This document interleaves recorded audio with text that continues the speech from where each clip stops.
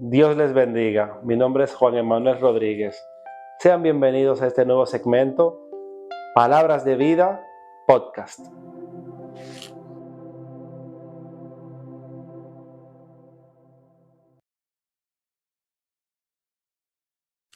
El primer domingo estuvimos dando el mensaje de la unanimidad en Cristo. En ese sentido, el Señor nos estuvo instruyendo, recordando, enfatizando respecto a la unión que debe haber en su pueblo, las consecuencias de las disensiones, de las contiendas y la bendición que hay cuando su pueblo está unánime, habiendo sido Cristo mismo ejemplo perfecto de lo que es estar unido al Padre y deseando que nosotros así también lo estemos a Él y con el Padre, pero entre nosotros también. Por eso Él decía muy bien en el libro de Juan, capítulo 17, orándole al Padre, que la gloria que el Padre le dio a Él, por la cual Él también lo glorificó, esa misma sea con su pueblo, para que podamos estar unánimes en Él, así como Él lo estuvo en el Padre. Con esa parte resumimos lo que fue todo este mensaje, instruyendo acerca de que dejemos de buscar lo nuestro y pongamos la vista en lo que Dios ve, que es un todo, un junto, un solo cuerpo, donde todos nosotros formamos parte de este y no hay más grande ni más pequeño, sino que todos tenemos un valor y una importancia para Cristo, porque así es como verdaderamente le podemos glorificar. Poníamos el ejemplo de que cuando en una mano, que siendo una sola, compuesta de diferentes dedos, a un dedo, por ejemplo, se le colocaba un anillo, el resto de los dedos no se sentía mal por esa joya. Así también nosotros en la iglesia no deberíamos sentirnos mal cuando un hermano es bendecido de una u otra forma, pero que también deberíamos entristecernos cuando un hermano padece de alguna situación, sea pecado, sea dolor, sea tristeza, sea cualquiera que sea la afección. Debemos todos estar unánimes procurando el bien común, así como Cristo lo hizo por cada una de sus ovejas, entendiendo que todas son valiosas y todas forman parte del redil de Cristo, por el cual el buen pastor vino a morir. Dicho esto, también mencionamos el segundo domingo del mes. Estuvimos predicándolo bajo el tema de una transformación verdadera.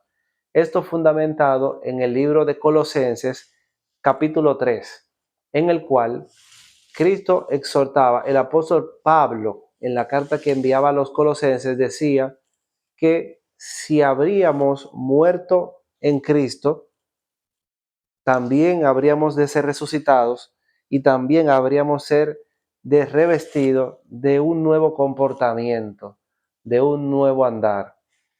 ¿Por qué?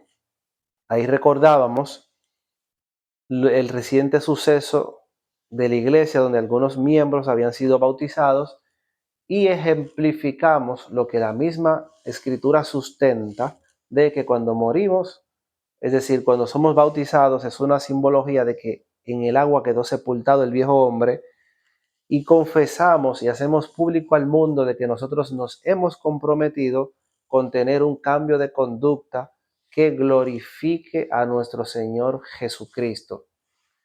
Hablábamos de que ser revestido es distinto a ser vestidos. Ambas palabras se encuentran en el mismo capítulo, versículos más adelante y más atrás. Cuando hablábamos de un revestimiento, entendemos que a la luz de la Escritura implica una intención continua y diaria de ponerme la vestimenta que glorifique a Cristo.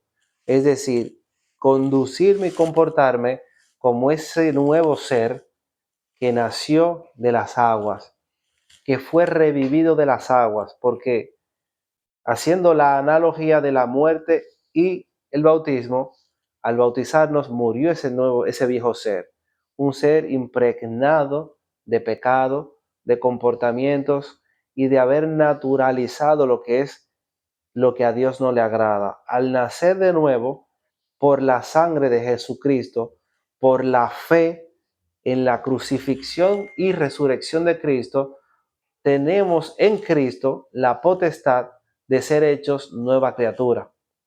Y como tal, debemos comportarnos como tal, no solo porque lo queramos, sino porque Dios nos ha dado la victoria sobre el pecado. Por ende, sentirnos identificados con las viejas prácticas no es conveniente, sino que podemos idealizar mediante el conocimiento de la Escritura de Cristo cómo es que debemos conducirnos, sabiendo que ya podemos hacerlo, porque Cristo así nos lo avaló, así nos dio toda potestad sobre el pecado.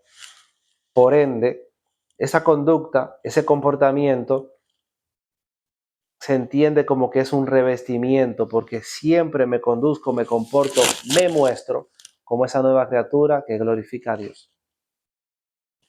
Habiendo dicho eso, debemos mencionar el tema de la siguiente prédica, que fue el tercer domingo del mes, que fue bajo el tema de pídele a Dios como conviene. Pídele a Dios como conviene. Para ello, el versículo principal, y aunque estuvimos recorriendo varios del libro de Santiago, el principal se encuentra situado en el versículo 2, diciendo que, en el versículo 3, perdón, diciendo que pedís y no recibís, porque pedís mal, porque pedís para vuestros deleites, es decir, para saciar los anhelos de tu carne, que para nada tienen que ver con la voluntad de Dios. Pides y no recibes, porque claramente pides en contra de la voluntad de Dios. Y Dios que te ama y Dios que no se contradice a sí mismo, no te va a dar aquello que anhelas, que es en contra de Él, si es que verdaderamente has elegido por Él. Nosotros todos conocemos de casos de personas que reciben cosas, aunque las entendamos a ella, que no le temen a Dios. Vemos personas que incluso Conocemos de casos de personas que incluso se confesan ateos, pero reciben cosas que entendemos que son de bendición y de provecho, que un hijo de Dios no las tiene. Este caso no aplica a la regla. ¿Por qué? Porque la regla tiene que ver con aquel padre que ama y que corrige y que tiene control de lo que te pone a la disposición, procurando lo primordial para ti, que es la salvación de tu alma.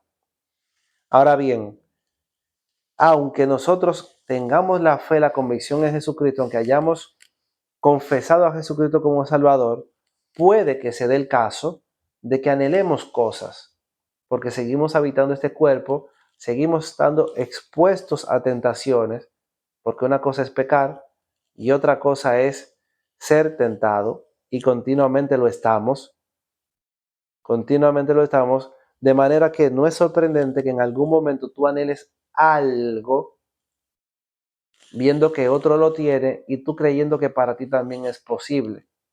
Y aquí vemos que cuando llega ese punto, somos capaces de hacer diferentes cosas. Y ese ser capaz de hacer diferentes cosas no solo se circunscribe a los hijos de Dios y a las nuevas criaturas, afecta a todo el hombre que anhela y no puede tener en el momento, porque no depende de Dios, porque no tiene su confianza, su vista puesta en las cosas de Dios. Entonces anhela cosas y es capaz de hacer diferentes cosas. Dice el mismo capítulo de que es capaz de mentir, desea, anhela, se enfrasca en discusiones y contiendas con tal de conseguir. Eso claramente atenta con el mensaje primero que hablábamos acerca de procurar la unanimidad. ¿Y cómo se afecta la unanimidad? Cuando tú tienes la visión puesta en lo tuyo y en los deseos de tu carne. Eso atenta contra uno de los principios fundamentales que Dios establece y quiere para su iglesia, que es que seamos y estemos unánimes, como Cristo lo estuvo con el Padre y como Cristo lo procuró con sus discípulos y como Cristo espera que nosotros, sus discípulos, lo tengamos entre nosotros. Mencionábamos también que ser discípulo es diferente a ser cristiano. ¿Por qué? Porque ser cristiano se entendía de una persona que creía en Jesucristo, que podía y era capaz de hablar de Jesucristo, pero un discípulo es una persona comprometida con hacer cumplir las instrucciones que Jesucristo le encomendó. Procura diligentemente conocer la voluntad de Cristo para poderla poner en práctica y enseñar a otros mediante su testimonio, es decir, mediante sus acciones y la palabra vivida. Un cristiano es capaz de hablar, un discípulo está comprometido con decir. Podemos continuar en nuestro camino del mes de marzo y nos iríamos depositando en la cuarta semana, domingo 4, donde predicábamos acerca del tema de cuídate de la soberbia. Y hablando del tema de cuídate de la soberbia, tocábamos también el capítulo 4 de Santiago, pero desde un enfoque un tanto distinto. ¿Enfoque de qué manera? En Santiago se narra, se cita de que procuramos y anhelamos cosas, ya lo mencionamos, pero ¿qué nos lleva a nosotros a sentir que somos merecedores de las cosas que anhelamos y que nos hace sentir que somos o que tenemos que ser capaces de hacer lo que tengamos que hacer, sea pasarle por encima a un hermano, sea transgredir la ley de Dios? ¿Qué es eso que nos mueve a eso? Si no es otra cosa de sentirnos merecedores. Y a eso, por temas conceptuales, podemos saber que es la soberbia lo que genera esto. Soberbia es sentimiento o convicción de superioridad ante otros o de méritos que incluso pueden trascender la realidad. Es decir, tú sentir o tú tener una expectativa de ti mayor a la real. La vanagloria, la altivez, la soberbia son aquellas cosas que te hacen sacar el pie del plato. Hablando en términos de un famoso deporte practicado en República Dominicana, conocido como béisbol. Mientras tú tienes el pie en el plato, en la base, nadie te puede hacer out. Out. Cuando sacas el pie, te hacen out. Entonces, ¿qué te dice la Escritura? ¿O qué nos enseña Jesucristo con su vida? De que debemos ser humildes, debemos permanecer humillados delante de Dios. Debemos en todo momento, y volviendo a uno de los mensajes dicho al principio del mes, debemos morir a nuestros deseos. Debemos quitarnos el yo de encima. Debemos dejar que Cristo sea el que florezca y se entrone en nuestra vida y que sea el que procuremos reflejar. ¿Y cómo es esto? Estando a la disposición de los hermanos. En lugar de yo procurar lo mío, debo procurar el bien común. Debo siempre valorar al hermano como si fuera mío. Debo dejar de pretender que ante cualquier discusión soy yo que tengo la razón. Porque cuando hay discusiones, hay más de una visión, hay más de una mirada y puede que la tuya no sea la correcta. Debe procurar que en los conflictos, en buscar de procurar que tú ganes, procura la unanimidad, pero sí defendiendo la causa de Cristo. Pero ante el empate, procura que sea Cristo glorificado. Procura que sea Cristo glorificado. Procura tragarte tus palabras si es que entiendes que ponerlas sobre la mesa no agregan valor más que tu satisfacción de haber vencido. Sea Cristo glorificado. Sucumbe, ríndete ante Dios. La soberbia es un pecado fatal. Es un pecado que incluso se originó en el cielo. Cuando el ángel caído primero sintió que estaba a la altura del Creador. Fíjate de que cuán terrible es esto. Y por eso la exhortación es que tengas en cuenta que la soberbia puede estar en ti sin tú darte cuenta. Y aún sintiéndote humilde, puedes incurrir en esta. Hablábamos de que hay personas que por su escasez les hacen sentir que son humildes y no son lo mismo. Tan pronto tú sientes que tienes una condición que te hace superior a alguien, está obrando en ti la soberbia. Ciertamente hay condiciones diferentes y todos tenemos condiciones diferentes, pero las condiciones diferentes no son más que eso, solo condiciones diferentes. Lo único que debe importar es tu corazón rendido a los pies de Cristo y procurar que tu vida glorifique a Cristo y que tú seas de canal de bendición para las demás personas. Para las demás personas, procura que tu vida sea de servicio y luego de haber servido bien, darle gracias a Dios porque te lo permitió y no sentirte que tú eres más por haber dado. Pero ¿qué pasa también? En el libro de Gálatas, capítulo 5, donde se hace una lista de evidencias de la carne, llamados frutos de la carne, donde hay pecados explícitamente condenables, como son la fornicación, el adulterio y otros tantos. Te menciono dos por decirte algunos graves, y entre esos hay diferentes que pueden resonar con unos más que con otros según la cultura en que se manejan y la gravedad que se le puede atribuir. Lo cierto es que todos esos pecados que se citan en el libro de Gálatas capítulo 5, a partir del verso 16, 18, todos esos son pecados por los que tú te vas al infierno, pero yo buscando no encontré la mentira ahí. ¿Y qué sucede? Y tú te pones a analizar sin rebuscarle mucho, tú interiorizas un poco, puedes parar el podcast luego de que te cite esto para que lo reflexiones. ¿Quién de las personas que comete algo de eso que está en esa lista es capaz de andar por ahí diciendo, sí, yo soy un ladronazo? Porque en esa lista habla acerca del robar, que es condenable. Ciertamente, y lo que te quiero decir con esto es que ninguno de esos pecados, quien los comete se siente orgulloso. Ni los muestra ni los menciona, pero si alguien los acusa, procura negarlo. Es decir, busca en todo momento encubrirlos con mentira. Y mira cómo eso se conecta nuevamente con la soberbia. Yo tengo una imagen de mí, yo no quiero que mi imagen se afecte, porque si no, paso de acá, acá o acá. Opera la soberbia en tu querer mentir.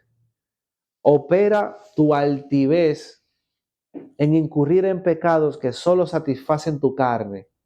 Pero a todos estos los cubres con la mentira. Entonces, pecados que son fatales, primero te engañas tú, primero te mientes tú, creyendo de que por cometerlos no hay tal fatalidad. Pero luego de que viene la consecuencia más directa, que es la física mientras estás en la tierra, los encubres con mentira. Entonces la mentira opera en doble vía. Primero la que te haces tú mismo, pensando que no es nada. Luego la que te haces tú pensando que no se va a saber. Y luego la que te haces tú pensando que no va a ser tan grave. Y la que te haces tú pensando que Dios no te ve o que no va a pasar nada. Ya lo mencioné. Es una mentira que te haces tú, pero también las mentiras que haces tú para negarlo, porque quien adultera claramente tiene a un quien engañar. Quien fornica, dependiendo del contexto, puede tener que mentir o no. Hay otros que se jactan de que fornican, como está la cosa, pero lo cierto es que de esta lista de pecados hay una alta propensión a encubrirlos. ¿Con qué? Con mentira. Pero pregúntate tú, ¿por qué tú te mentirías y no optarías por siempre, siempre decir la verdad? ¿Por qué apelar a la mentira si no es porque entiendes que hay cosas que necesitas encubrir? Y si hay cosas que necesitas encubrir, ciertamente no estás bien y ciertamente en ti no hay paz. No hay paz. Y fíjate qué curioso, y puedo mencionarte en este momento, que en la iglesia en la que predicamos estos mensajes que te comenté, Dios nos dio al principio del año, dígase el 1 de enero, la promesa o el pasaje bíblico que Dios quiere que tengamos muy en cuenta durante todo el año, que es: apártate del mal, busca la paz y síguela.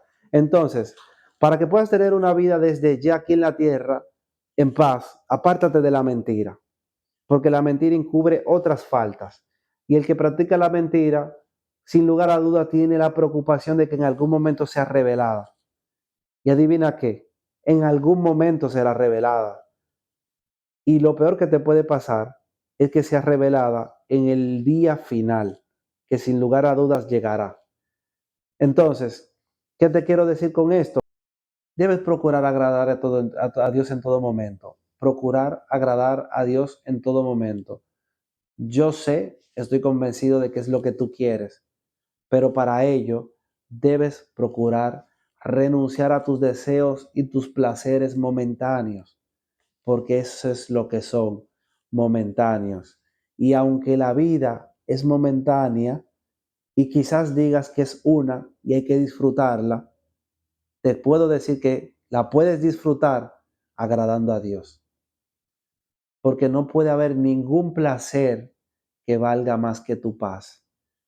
Y te puedo asegurar que si tú pruebas vivir para Cristo, agradarle a Cristo, tener la plenitud de que Cristo está a tu lado, eso no se compara con nada del mundo. Y debo decirte algo más.